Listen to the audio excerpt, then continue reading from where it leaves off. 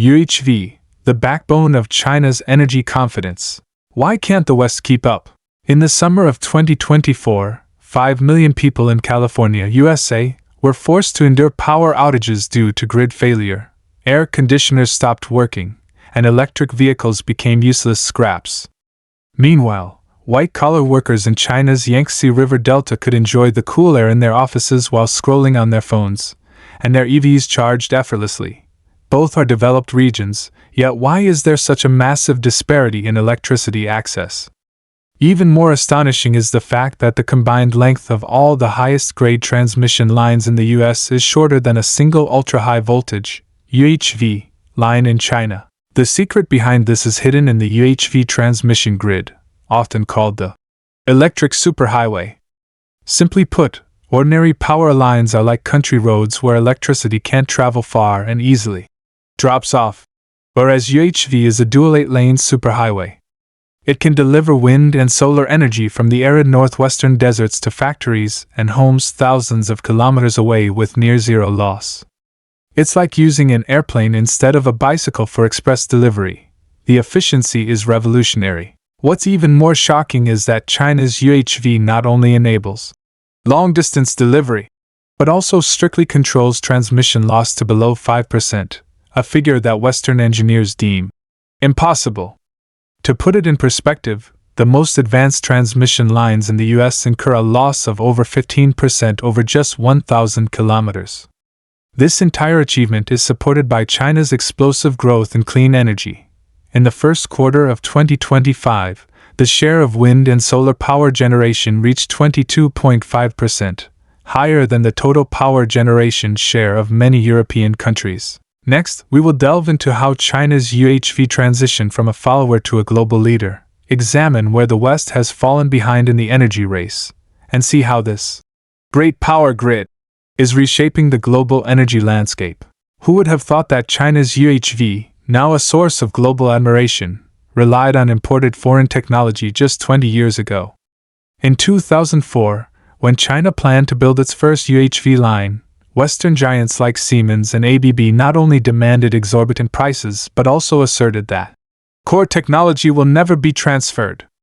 Yet, in just 2 decades, China completed the journey of introduction, digestion, innovation, and global leadership, building 42 UHV lines, each with a transmission capacity that crushes any main US line.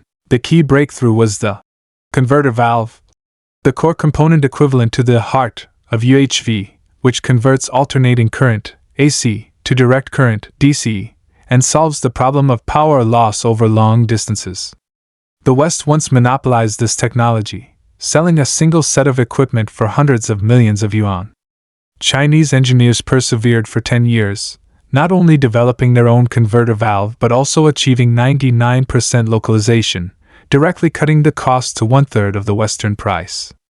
Today, 70% of the world's UHV converter valves come from China, forcing Siemens to, ironically, procure components from us. In stark contrast, the development of UHV in the United States is best described as stagnation. According to the U.S. Electric Power Research Institute, the total length of the highest grade 765 kV lines in the U.S. is only 3,200 kilometers. What does this mean? A single UHV line in China, the Changjigyuan line, is 3,324 kilometers long, and its transmission capacity alone can meet the power needs of 40 million households, equivalent to the entire consumption of California. More ironically, planned UHV projects in the US take 10 years from planning to groundbreaking due to environmental disputes and vested interests, while in China, a UHV line takes a maximum of 3 years from commencement to operation. Analysis. The UHV success story in China is fundamentally a combination of the systemic advantage of concentrating resources to accomplish major tasks, and the spirit of its engineers. Western companies are constrained by short-term profits and are unwilling to invest heavily in R&D. The US is trapped by the division of interests between federal and state governments, leading to protracted infrastructure approval processes. While China integrated UHV into its national energy strategy and mustered national resources for its development, the West was still bickering over technology patents and construction costs. This tells us that major technological breakthroughs are never the result of isolated innovation but the victory of systemic capability. China has proven the immense value of concentrating resources for major projects in the field of science and technology. The true power of UHV lies in connecting the last mile of clean energy, transforming the slogan, transmitting West electricity to the East, into reality. In the Gobi Desert of the Northwest, wind turbines rotate day and night. On the Qinghai Tibet Plateau, photovoltaic panels cover the slopes under the sun. However, if this clean energy cannot be transmitted, it's a visible but untouchable waste. UHV acts as an energy artery, accurately delivering this green electricity, scattered in remote areas to major electricity consumers in the Yangtze River Delta and Pearl River Delta. In the first quarter of 2025, China's wind and solar power generation accounted for 22.5%, and the clean energy utilization rate exceeded 93%. How impressive is this data? Germany, a benchmark for new energy in Europe, has a long-term utilization rate of around 80% and faces power shortages when the wind stops or it rains, forcing it to restart coal-fired power plants.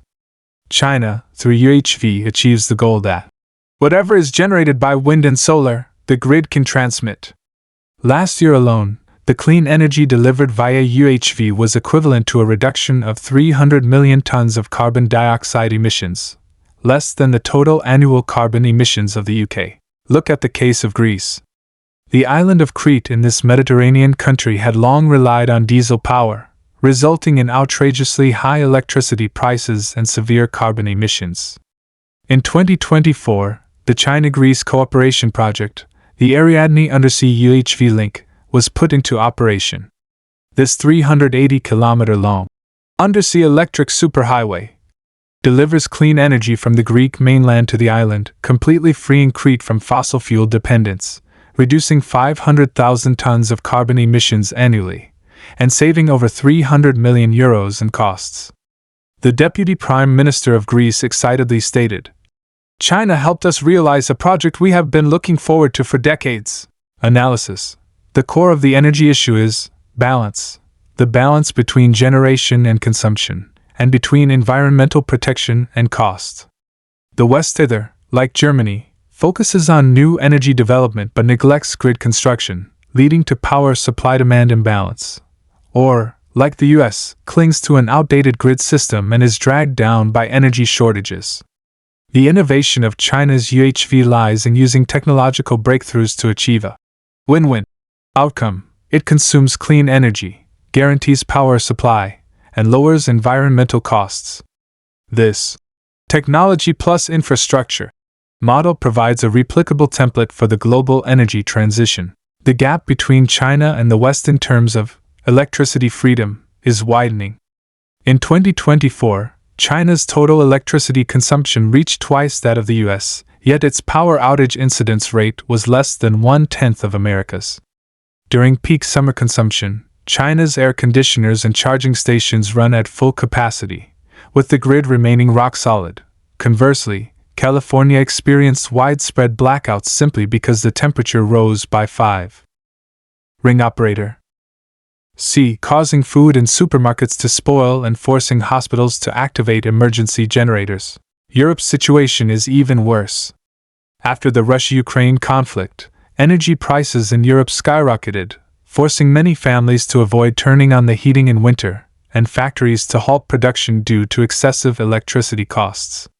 The EU once planned a European supergrid to interconnect wind power from the north and solar power from the south, but 10 years later, the plan remains on paper. Because each country prioritizes its own interests, they endlessly haggle over transmission line routes and cost sharing. In contrast, in China, UHV lines spanning over a dozen provinces, from the northwest to the southeast, are built on schedule, with no coordination difficulty issue.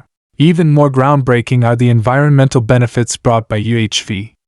Since 2014, China's air pollution index has dropped by 41%, and Beijing is seeing more blue skies. UHV deserves much of the credit. By replacing a large amount of coal power with clean energy transmission, UHV effectively reduced coal consumption by 250 million tons in 2024 alone. In the same period, the US air pollution index only dropped by 12% and Europe by 18%. While they publicly preach carbon neutrality, their grid upgrades have stagnated, making their environmental goals naturally hard to achieve.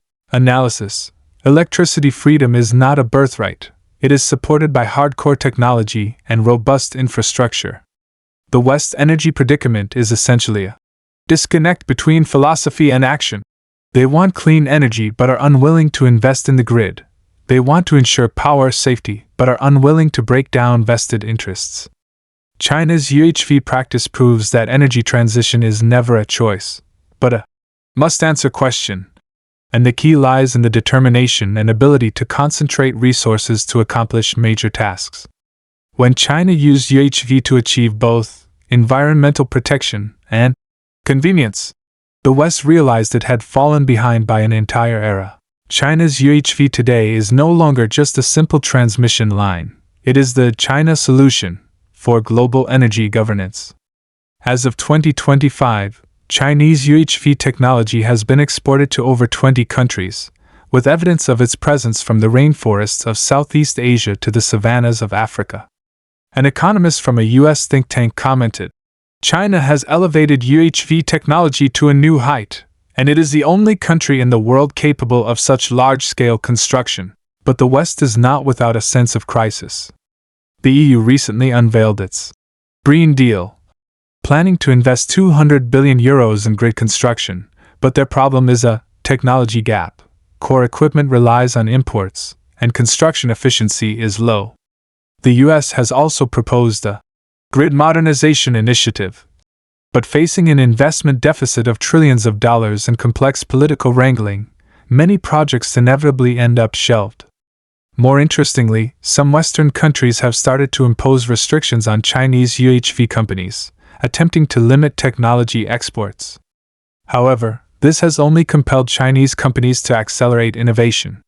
Now, our UHV patent count accounts for over 80% of the world's total, so we are not afraid of being restricted. According to the plan, the number of UHV lines in China will triple by 2050, forming an electric Silk Road that covers the whole country and connects neighboring nations. By then, China will not only achieve 100% clean energy supply but will also be able to transmit surplus electricity to Southeast Asia and Europe, truly becoming a global energy hub. This is not a fantasy but a fact in progress. The power supply for the China-Laos Railway comes from China's UHV grid, and the Crete project in Greece is just the first step in the Mediterranean Energy Corridor. Analysis: the global energy landscape is undergoing a great change unseen in a century. Whoever masters efficient energy transmission technology holds the initiative. China's leadership in UHV is not just a technological victory but a victory of its development model. We did not follow the Western path of pollute first, clean up later, but achieved a win-win for green development and economic growth through UHV. This model is not exclusive but open. Cooperation cases with countries like Greece and Laos prove that China's UHV is a bridge for mutual benefit, rather than a tool for monopoly.